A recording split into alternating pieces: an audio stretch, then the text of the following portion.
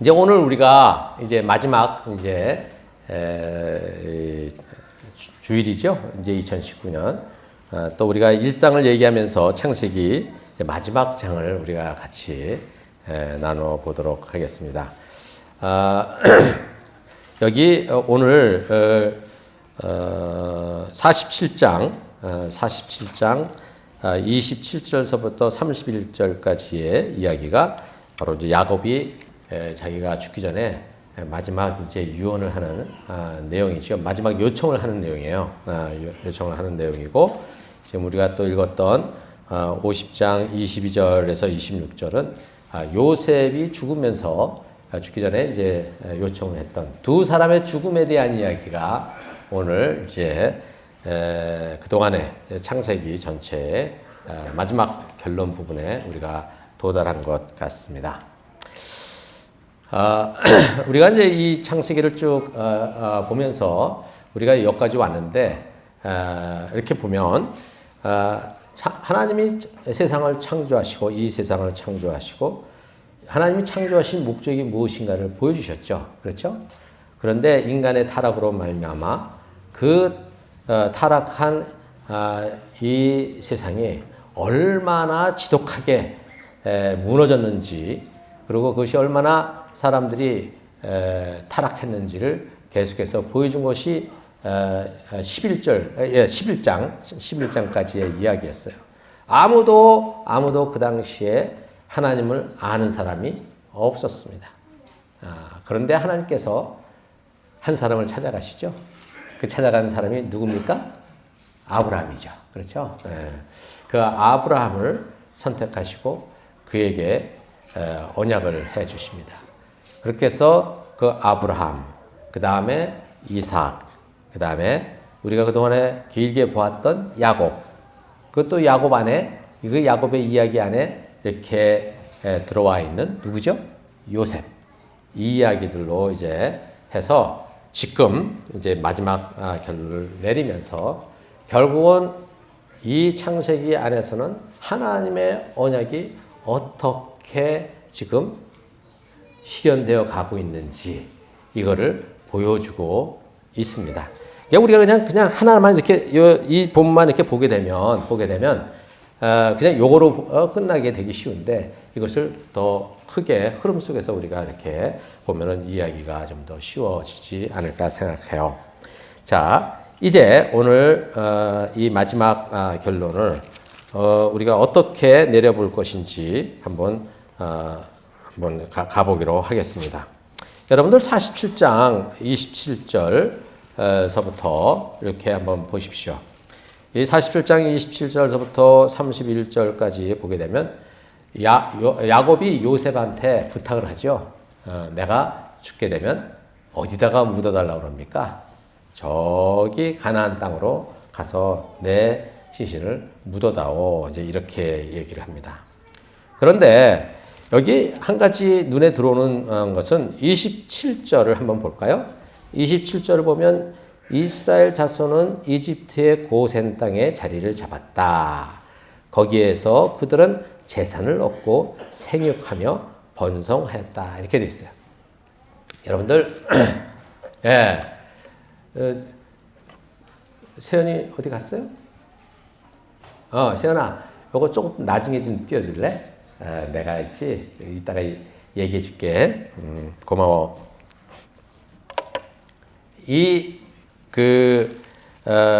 이집트에 온 이 야곱의 가족들, 이 가족들이 와서 발견한 그 땅의 환경, 이것은 자기네들이 가나안 땅에서 살았던 그 환경과는 참 대조가 되는 그러한 자리였어요. 여러분들, 이집트 땅에 지금 고센이라고 하는 그 나일강 하류, 그 지역에 이제 자리를 잡았지 않습니까? 비옥한 땅이었죠. 비옥한 땅이었고, 거기에 그 목축을 할 수 있는 그러한 좋은 환경뿐만 아니라 거기서는 농사를 지어도 잘 되는 그러한 자리였어요. 그런데 이 어디에요? 가나안 땅은 어땠습니까? 가나안 땅 그 헤브론에서 살았었는데, 누구예요? 야곱이 헤브론, 브엘세바 왔다 갔다 했지 않습니까? 그렇죠? 그 집안이. 그랬을 때에 그 헤브론과 브엘세바 이 지역은 유대 광야에 속해 있었어요. 여러분들 한번 유대 광야 하고서 구글링을 해보세요. 어떻게 보이는가? 완전히 아무것도 있지를 않아요. 그러니까 그런 곳에 그런 지역에서 아주 가장 변들이 그렇게 맞다는 자리가 바로 어디냐면 바로 헤브론이나 그다음에 브엘세바 이렇게 되어 있습니다. 그러니까 거기에는 사실 농사짓는 짓기가 어렵죠. 척박한 땅이에요. 그리고 목축을 해도 그 풀을 찾으러 다니는 게 여기 근처에서 이렇게 찾는 게 아니라 멀리 가야만 하는 그러한 아주 고된 그러한 일이었습니다. 그러면서도 거기에서 하나님이 그 야곱의 집안에 재산을 또 이렇게 주셨어요. 그렇지만 거기에서 와서 이집트 땅에 도착해 보고 나니까 여기야말로 어떤 것이에요? 굉장히 좋은 자리예요. 그 농사나 그다음에 목축을 하기에 너무나도 좋은 거예요. 그러니까 자연히 거기에서 삶이 얼마나 윤택해지겠습니까? 그렇죠? 그런 아주 비옥한 땅인 반면에 가나안 땅은 아주 척박한 땅이었어요. 그런데 또 이 고센 땅은 누가 지정해 줬죠? 바로 왕이 지정을 해 주었어요. 이거는 누구도 이 땅을 빼앗을 수가 없어요. 그렇죠? 그러니까 이 땅은 완전히 보장된 땅이에요. 완전히 보장된 땅. 어느 누구도 이 땅을 넘볼 수가 없어요. 왜? 왕이 만들어준 땅이기 때문에. 그런데 가나안 땅은 어떻습니까? 가나안 땅은 아직까지 이 야곱 집안이 자기네 땅이라고 클레임을 걸 만한 그 자리가 딱 한 군데 있어요. 어디예요? 자기 할아버지가 샀던 땅, 막벨라, 그 동굴, 그 무덤으로 쓰려고 했던 그 밭 있죠. 그거 하나밖에 없어요. 야곱이 세겜 땅에서 어떻게 해요? 거기서 정착하려고 거기 땅을 좀 사긴 했었어요. 그런데 그때 무슨 일이 벌어집니까? 그 세겜 땅에 있는 성 사람들을 어떻게 했습니까? 이 야곱의 두 아들이 어떻게 해요? 다 살해를 해버렸죠. 그래서 거기에 있을 수가 없었어요. 그래서 이 밑으로 내려왔단 말이죠. 내려왔어요. 그러니까 거기에 다시 돌아가서 무엇을 한다? 그거는 쉽지 않은 것이었습니다. 비록 자기네가 샀다 할지라도. 그러니까 기껏 가지고 있는 게 막벨라 동굴 그 밭이. 그러니까 이 땅에 대한 가나안 땅에 대한 어떠한 자기들이 안정적으로 있을 그런 장소가 없었단 말이죠. 근데 이집트 땅은 어때요? 지금 완전히 정착하고 거기서 자기들이 원하는 데까지 살 수 있는 그러한 안정된 보장된 땅이 있는 겁니다. 여러분들 어디를 선택하겠어요? 자, 척박한 땅인데다가 거기는 뭐가 없어요. 농사 짓기도 어려운 데다가 또 거기에 자기네들이 정착할 그러한 안정된 자리가 없습니다. 그러니까 남의 눈치를 보면서 여기저기 왔다 갔다 해야 돼요. 근데 여기는 어때요? 완전히 보장된 땅에다가 어때요? 거기에 비옥한 땅이에요. 여러분이라면 어디를 선택하겠습니까? 어디를 선택하겠어요? 어디를 선택하겠어요? 비옥한 땅. 맞아요. 나도 그럴 거예요. 그 땅을 선택하는 게 상식적으로 맞는 거죠. 그거를 아니다 저쪽 가자 그러면은 우리는 굉장히 거룩한 것처럼 보이는데 실제로 우리는 대부분 어디를 선택하느냐 하면 이것을 선택하게 돼. 그게 틀린 것이 아니라는 거예요. 왜 틀리지 않은 것인지를 조금 이따 얘기를 해드릴게요. 그리고 또 한 가지는 주변 사람들에 대해서 좀 불편한 감이 생길 수 있잖아요. 그렇죠? 이주해 온 사람으로서 그게 불편할 수 있는 것이잖아요. 그런데 요셉의 지혜로운 정치력 때문에 어떻게 됐어요? 요셉을 존경하게 되고 더불어서 그 집안도 어떻게 됩니까? 다 호감을 받게 되죠. 호감도가 쫙 올라갑니다. 근데 가나안 땅은 어때요? 아까도 얘기했지만 한번 그 학살하는 그러한 사건이 있고 나서 이 야곱 집안에 대한 소문이 어떻게 됐겠습니까? 다 이렇게 퍼졌을 거 아닙니까?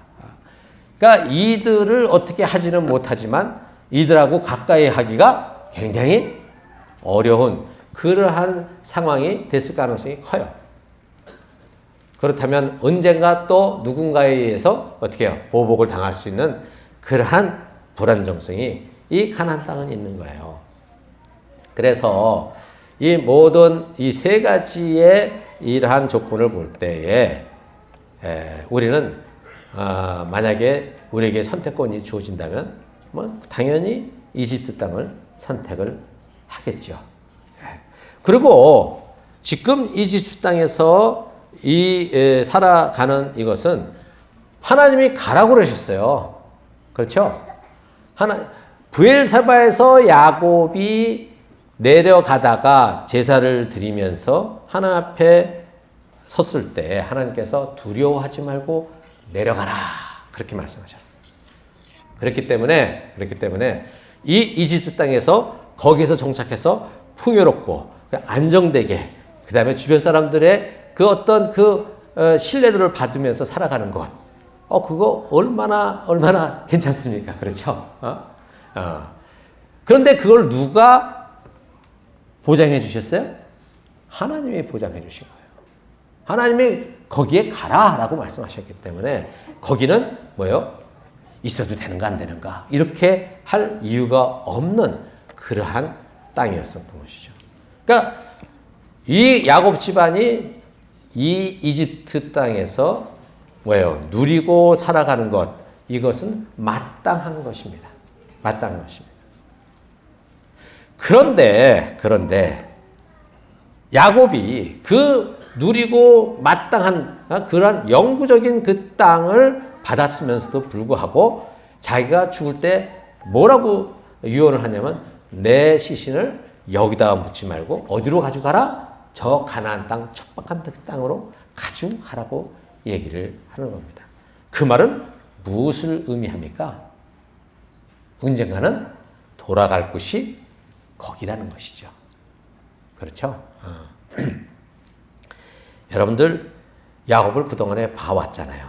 그렇죠? 자기 중심적으로 자기의 어떤 결정을 따라서 이렇게 쭉 왔던 사람인데 이 사람이 지금 어떤 결정을 내리냐면 자기가 중심이 되지 아니하는 다른 결정을 내린 거예요. 어떤 결정이냐면 가나안 땅으로 다시 돌아가는 결정. 가나안 땅으로 다시 돌아가는 결정을 내린 겁니다. 그러면 이 이집트는 잠시 있다가 갈 땅이다 이거죠. 잠시 있다가 아무리 그것이 좋고 좋아도 그것이 우리를 만족시키고 정말 모든 것들을 이렇게 공급하는 그러한 곳이라 할지라도 그것은 우리 거가 아니라는 거예요. 그것은 우리가 영구히 정착할 곳이 아니라는 것입니다. 그것을 이 야곱은 어떻게 알았을까요? 그것은 하나님이 야곱에게 말씀하셨기 때문에 그런 겁니다. 하나님이 그 할아버지 아브라함에게, 이삭에게, 그 다음에 야곱에게 하셨던 그 언약은 가나안 땅에 하나님이 이 야곱의 자손을 통해서 하나님의 나라를 세우시겠다고 하셨거든요.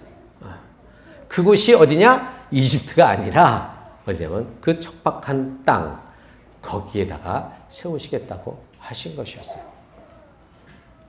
그것 외에 다른 어떠한 이유도 없어요.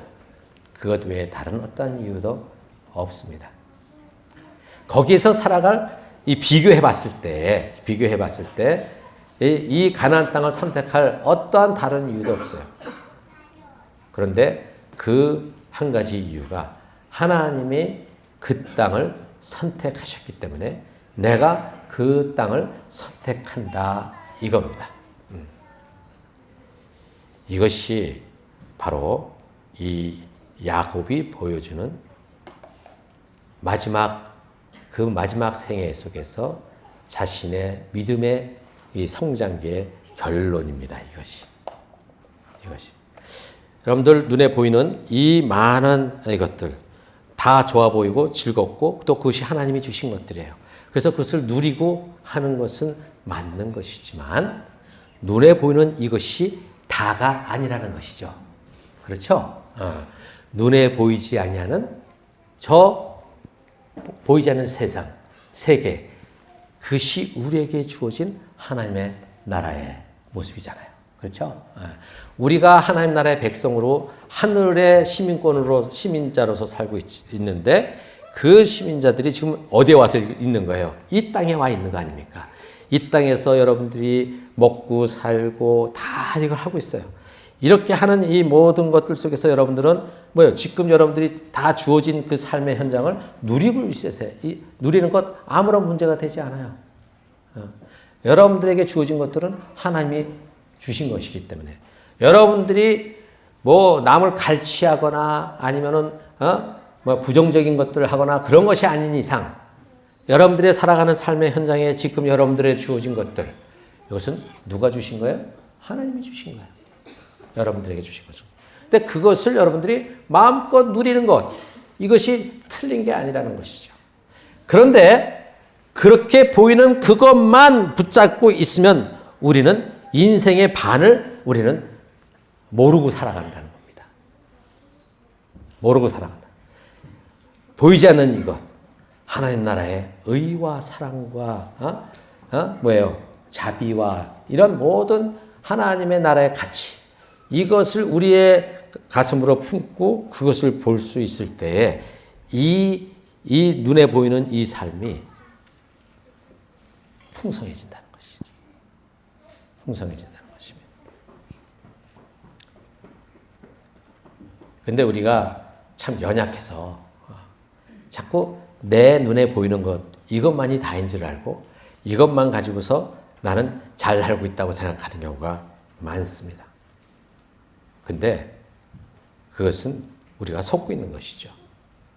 여러분들 눈에 보이지 않는 그 하나의 영역이 있다는 사실 그것이 우리 그리스도인들이 그렇게 붙들고 살아가는 그러한 기준이 된다는 겁니다. 그래서 이것이 없으면 우리는 그 세상에서 모든 것을 더 얻어내려고 악다구리로 살아가야 돼요. 그렇죠? 근데 우리가 그렇게 살지 않는 것은 남에게 양보를 하기도 하고 어떤 때는 손해를 보기도 하고 그렇게 살아가게 되는 이유는 이 보이지 않는 이 세상, 보이지 않는 이 세계를 우리가 보기 때문에 그렇게 걸어가는 겁니다. 그렇다면 이 야곱은 전에 그렇게 보이는 것 붙잡고 살아가는데 어떻게 이 보이지 않는 것을 붙들 수 있게 되었을까? 우리가 한번 궁금하잖아요. 그렇죠? 근데 여러분들 이미 우리가 야곱에 대한 얘기를 쭉 가지고 왔어요. 그렇죠? 야곱은 이래서 이렇게 변해갔구나라고 하는 것을 여러분들은 아마 기억을 하고 계실 겁니다. 기억이 나세요? 기억이 나세요? 예, 간단하게 얘기하자면 야곱이 장자권을 탈취할 때 그는 그것이 하나님의 뜻이라고 생각했었어요. 마땅하다고 생각했었어요. 근데 그가 생각하는 장자권과 하나님이 얘기하시는 장자권은 그 차이가 있었던 것이죠. 바로 보이는 것에 대한 장자권이었는데 야곱이 깨달은 것은 그리고 또 이삭이 깨달은 것은 뭐예요? 하나님의 언약을 받는 자의 장자권이었던 것이에요. 지금 내가 풍요롭지 못하다 할지라도 언젠가 주님께서 우리에게 주신 그 언약을 실현해내시는 그날을 기다릴 줄 아는 것, 그것이 바로 믿음이라는 것이죠. 근데 야곱이 그 파란만장한 삶을 살아가면서 야곱은 그 자리에 점점 더 들어오기 시작을 했던 겁니다.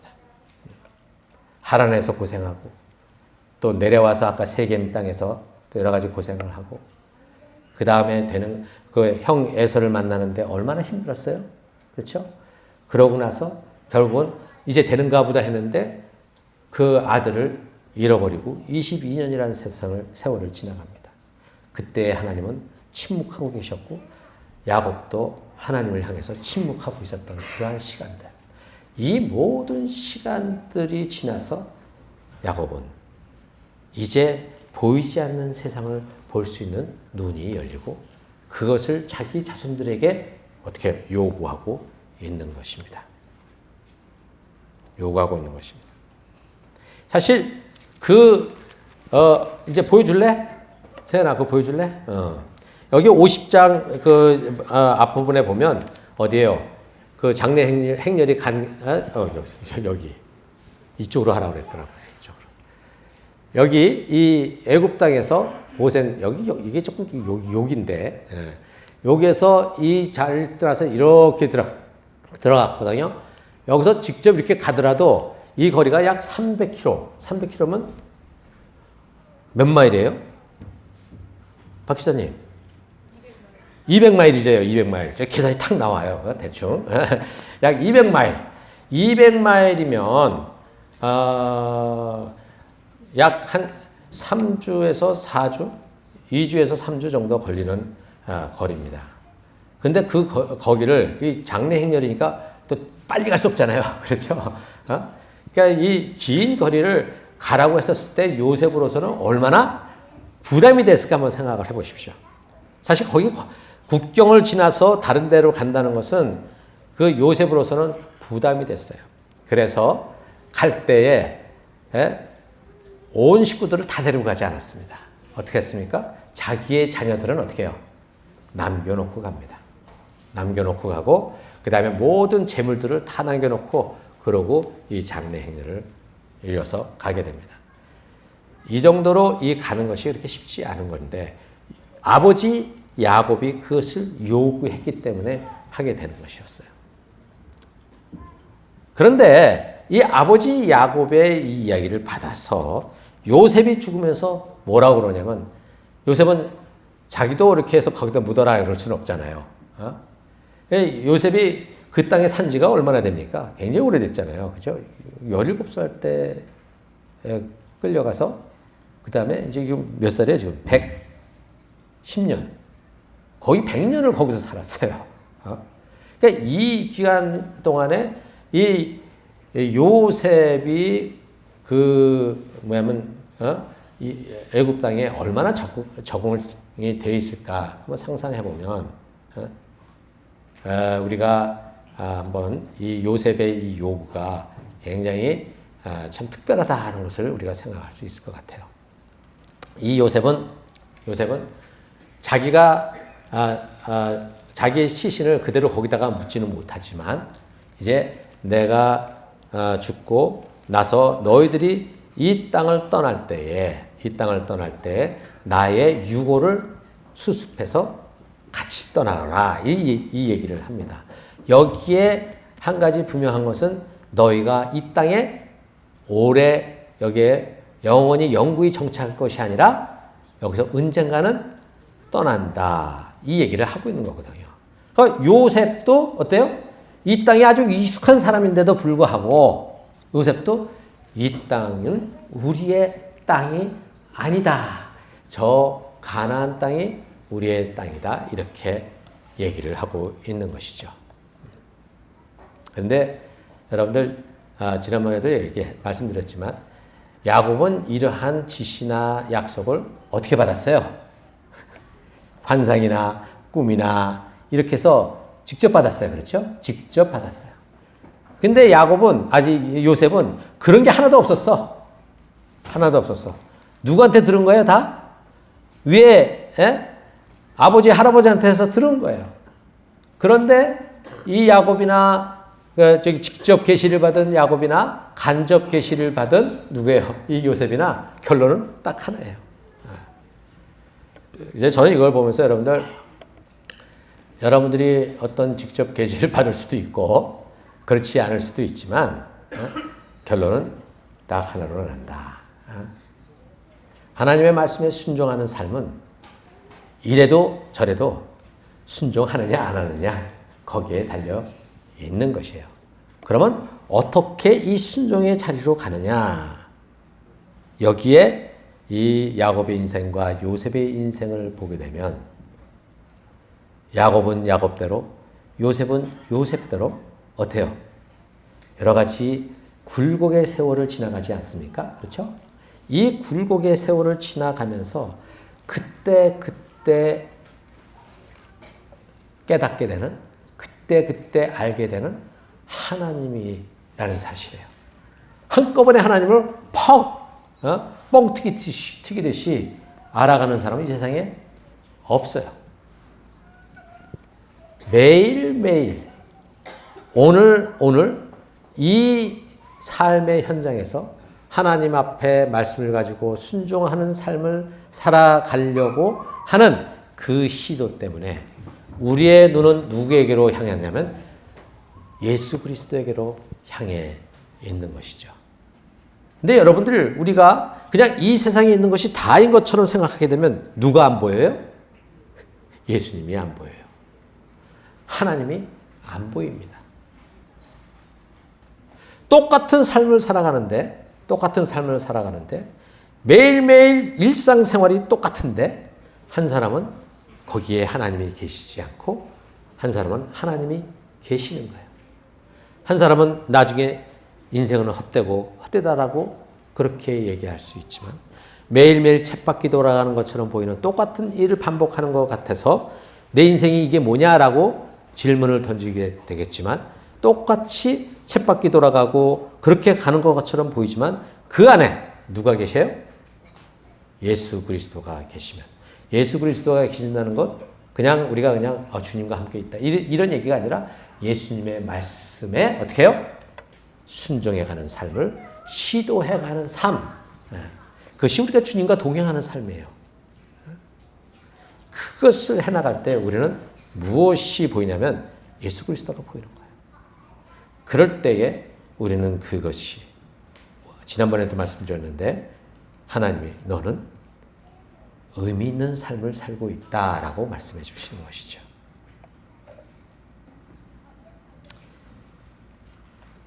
그래서 오늘 우리는 이 시간이 중요한 거예요. 오늘 우리가 살아가는 삶의 이 과정에서 어떤 것을 선택해 갈 것이냐. 이것을 선택하는 것은 내일의 삶을 어떻게 해요? 여는 하나의 열쇠가 되는 겁니다. 다른 게 아니에요. 야곱이나 요셉이나 그들이 삶의 현장에 여러 질곡과 같은 길을 건넜지만 그 건너가는 이 과정 속에서 그 둘은 뭐 하나님의 계시를 직접 봤던 아니면은 그것이 없던 그들은 그 말씀에 반응하면서 살아갔던 사람들이에요. 그것이 어떨 때는 제대로 반응을 할 수도 있었고 어떨 때는 그렇게 하지 못하는 경우도 있었어요. 그러나 그 모든 것들을 아우르시고 품어주시고 자비로 덮어주신 분이 바로 하나님이신 것이죠. 이것이 우리에게 오늘의 삶을 살아갈 수 있도록 뭐예요? 희망을 주는 것입니다. 희망을 주는 것이에요. 우리의 삶의 이 걸음을 우리가 이제 창세기를 마치면서 올해 마지막 시간들을 보내면서 우리는 이 세상에 눈에 보이는 것만 보고 갈 것이냐? 아니하면 보이지 않는 그 믿음의 눈을 가지고 걸어갈 것이냐? 이것을 여러분들은 선택하셔야 될 것 같아요. 저도 또 선택을 해야 되고 완벽하지 않아도 되잖아요. 그렇죠? 완벽할 수가 없어요. 우리 주 예수 그리스도께서 우리의 그 부족함을 다 채우시기 위해서 십자가에 못 박혀 죽으신 것 아니겠습니까? 그렇죠? 그래서 우리 주님 안에서 용서받지 못할 죄가 없습니다. 딱 한 가지만 빼놓고. 딱 한 가지. 예수님을 거절하는 죄만 빼놓고. 예수님은 절대로 강압적으로 입 딱딱 다물고 있는데 입을 벌려가지고 막 뭐예요? 음식을 넣어주시는 분은 아니에요. 우리의 결정에 맡겨주시는 거거든요. 여러분들이 어떤 결정을 하느냐. 근데 예수 그리스도 그분을 여러분들이 주님으로 고백하고 붙들고 계시다면 어떤 때는 그 고백이 진하지 못해서 놓쳐버릴 때도 있고 막 엉뚱한 그러한 선택을 할 수도 있지만 여전히 우리가 주님을 바라보려고만 한다면 우리 주님은 우리를 용서하지 않으실 수 없다는 사실입니다. 우리의 모든 허물들을 품어 안으시는 분이 바로 우리 주 예수 그리스도이신 거예요. 그래서 저는 우리 나눔가족 여러분들에게 함께 이 땅의 삶을 참 즐겼으면 좋겠어요. 기쁨으로 감사함으로 누렸으면 좋겠어요. 이거 하면 하나님이 내가 애들을 조금 더 저거 해주고 내 남편 저거 해주면 하나님이 좀 미워하시지 않을까? 헌금을 더 내야 되는데 이걸 여기다 쓰기 때문에 하나님이 기분 나빠하시지 않으실까? 해서 못하는 그런 일이 없었으면 좋겠어요. 여러분들이 여러분들의 자녀를 사랑하고 여러분들의 가족을 잘 키워가는 것도 뭐예요? 보이는 것만 아니라 보이지 않는 하나님의 나라의 일이기 때문에 그렇습니다. 근데 언젠가 여러분들에게 하나님이 여러분들의 자녀를 달라고 그럴 때 여러분들의 자녀를 달라고 그럴 때 성큼 내주셔야 합니다. 언젠가 여러분들의 모아놓은 재산을 하나님이 달라고 그럴 때 여러분들 기꺼이 내놓으셔야 합니다. 저는 여러분들한테 달라고 그러지 않을 거예요. 다음 담임 목사는 달라고 그럴지도 모르겠어요.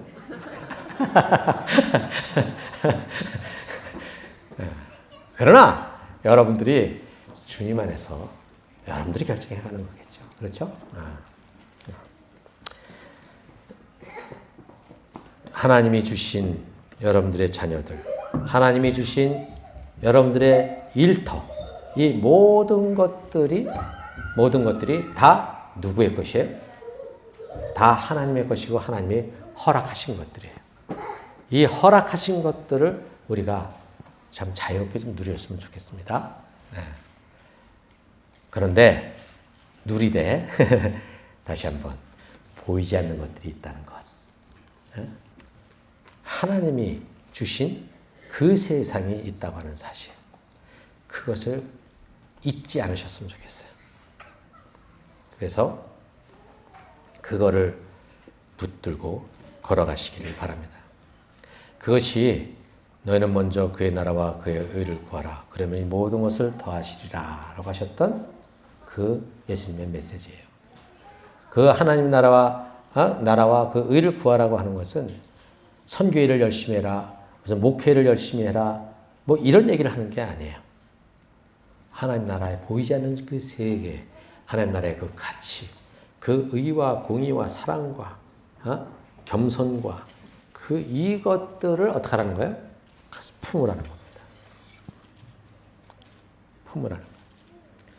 우리 이제 마지막 주일 여러분들 같이 한번 이런 부분들에 대해서 다시 고민해보고 또 기도해 보는 시간들을 가졌으면 좋겠습니다.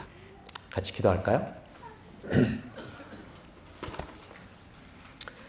사랑의 하나님 아버지, 아버지께서 오늘 저희에게 주신 이 창세기의 마지막 부분, 그들이 죽음을 앞두고